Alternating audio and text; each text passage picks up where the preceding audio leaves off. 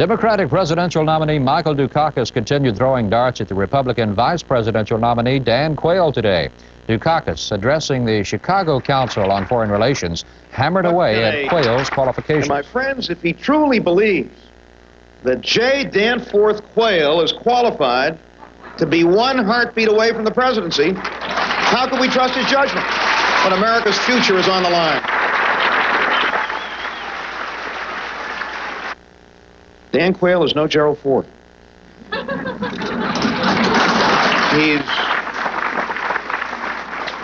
He's no Lyndon Johnson. And he sure ain't Harry Truman. Meanwhile, Republican nominee George Bush told businessmen in Chicago that the surest way to kill the economic recovery is to raise taxes. And the surest way to kill the recovery is to raise taxes. That will stifle everything from investment and personal savings to consumer spending. It will clamp down on growth. It will invite a recession.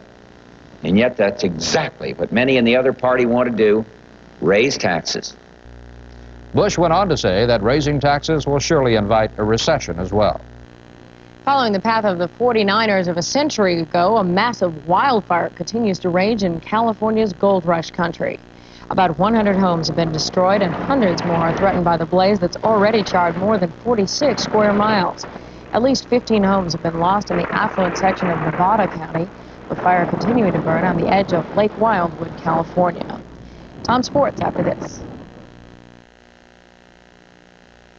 McDonald's invites you to be part of the U.S. Olympic team. This is for the world record. When you play McDonald's when the U.S. wins, you win Olympic games. She's in the liftoff stage. When the U.S. wins a medal in the event on your game piece, you win too. Win a Big Mac, regular fries, or medium Coca-Cola. It's clean. Or you can instantly win a 1989 Oldsmobile Cutlass Supreme International Series. See, and you can too, because when the U.S. wins, you win. Good time, great taste. Of McDonald's. Pady has everything you need to make doing it yourself easy. Better selections, better service, and the best prices around, like these. Pady has damp acrylic latex caulk with silicone for just $1.79 a tube. And now, when you buy 3, you get 1 free. And Philips soft white light bulb 4-packs in 60, 75, or 100-watt sizes are just $2.99. Buy 3 packs and get a $1 mail-in rebate. Now at Pady. Price, selection, service. Make it easy. Just make it Pady. We're your choice. Make WinnDixie your choice for friendly, helpful service. And we'll help you make the right beef choice for your money, too. Like WD brand boneless chuck roast for $1.49 a pound. White seedless grapes are just 68 cents a pound. And for flaky pie crust, it's Crisco shortening. Only $1.99 at WinnDixie. Your choice for low prices. WinnDixie, America's supermarket. The Peruvian government and the National Geographic Society today unveiled what's being called the most important archaeological find in the Western Hemisphere. Donald Vandermark reports. 22-karat gold, priceless jewelry, exquisite pottery, and artifacts fit for a king. These are just some of the treasures found in what archaeologists believe is the richest discovery of ancient American objects ever. This tomb alone far surpasses in the quantity of precious objects and the overall quality of craftsmanship anything that we have ever seen before. But even more valuable than the artifacts, say historians, is the evidence this tomb uncovers. Bits and pieces of a long-forgotten South American tribe, the ancient Moche people. They were one of the most important people of ancient Peru. Important and prosperous. The Moche predated the Incas and dominated the west coast of Peru from 100 to 700 AD. According to Alva, they were so advanced they produced more food than the Peruvians can today, and their craftsmanship was not equaled in Europe until the 18th century. While advanced, they were also brutal. The tomb uncovered is that of the Lord of Sipan, an all-powerful warrior priest who presided over the sacrifice of prisoners of war. The idea was to have these individuals with their hands tied behind their backs and their throats would be cut, and then their blood would be taken and it would be consumed by priest kings. Gruesome during life and after death. Along with his worldly possessions, this particular priest king was buried with 8 servants, even his dog. Much of the treasure discovered by Peruvian archaeologists is on display at the National Geographic in Washington. Much more may soon be uncovered. 2 more tombs right next to ancient and weathered pyramids have been located, and scientists believe many more will be found. Donald Vandemark, Washington. Well, in sports, I think of Major League Baseball, some Californians are starting to think that they may have an all-California World Series. That's right. For most baseball fans, I think this is the time of the year where you start getting impatient. Let's get on with the playoffs. Eliminate the teams that aren't in it anymore. It's about that time to start talking magic numbers and clinching dates for the pennant races. The Oakland Athletics will be the first team to uncork the champagne. They began the night with a magic number of 8. On the flip side, Boston's number was 16. And the American League East is where the best September excitement can be found. Boston Red Sox hosting the Orioles tonight. The old man, Jim Rice, grand slam in the bottom of the 3rd, his 12th homer of the year. That made it 4-0 Boston.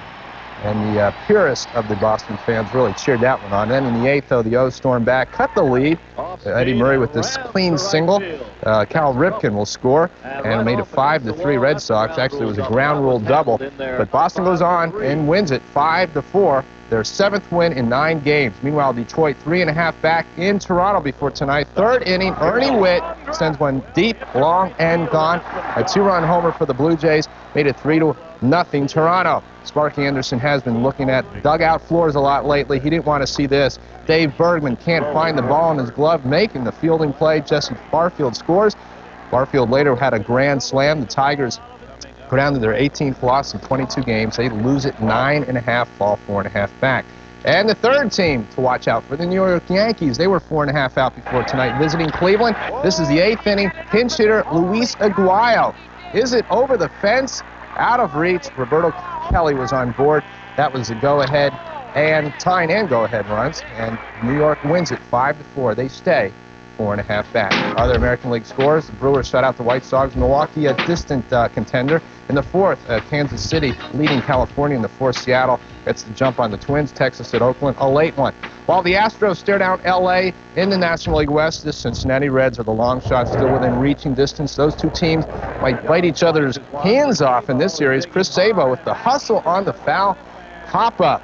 Rookie of the Year, perhaps you're looking at. Mike Scott on the mound. Sabo scores the 1st run right here thanks to Eric Davis's RBI single to left, and that made it 1-0 Reds.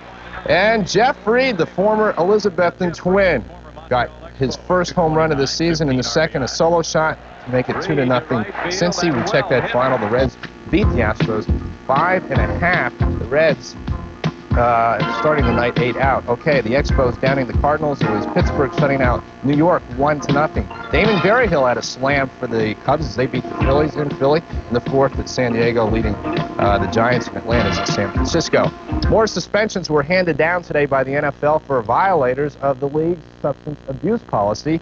Safety Antonio Gibson of the New Orleans Saints and offensive tackle Leonard Mitchell of the Atlanta Falcons will sit out 30 days for 2nd offenses. 19 NFL players have been suspended for drug violations this year. The Cleveland Browns resemble a mass unit these days, losing their top 2 quarterbacks in the first 2 games of the 1988 season. John Telich takes a look at that situation. Hanged up, that's Bob Golick nursing his nose. The Browns assembled for the team picture, and you half expected a penalty for too many men on their tippy toes. Suddenly, the road to Miami is littered with crutches and x-rays.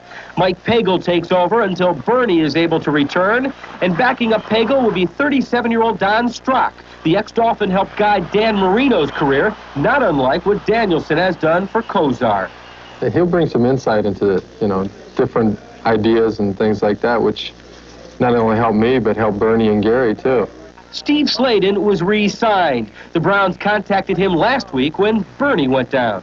Glad to be back. I just hope that, you gotta feel bad for the Browns right now, and hopefully they can pull through until Bernie recovers. The disturbing trend is that of an offense unable to adapt to the quirks of a defense. It's never any one guy, John, which is the thing, frankly, that is most disconcerting.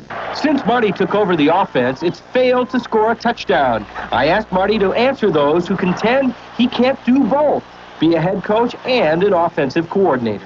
I would say look at Tom Landry, look at Chuck Noll. Those people have been pretty successful head coaches and have fulfilled that role. Right now, you may have some doubts as to how we function, and we just got to put those behind us and go ahead and get out there and start scoring points the way we know we can and feel more relaxed about what we're doing. So I guess you could say at this point the picture is a little bit out of focus, but it's not to say things can't get sharper in the weeks to come.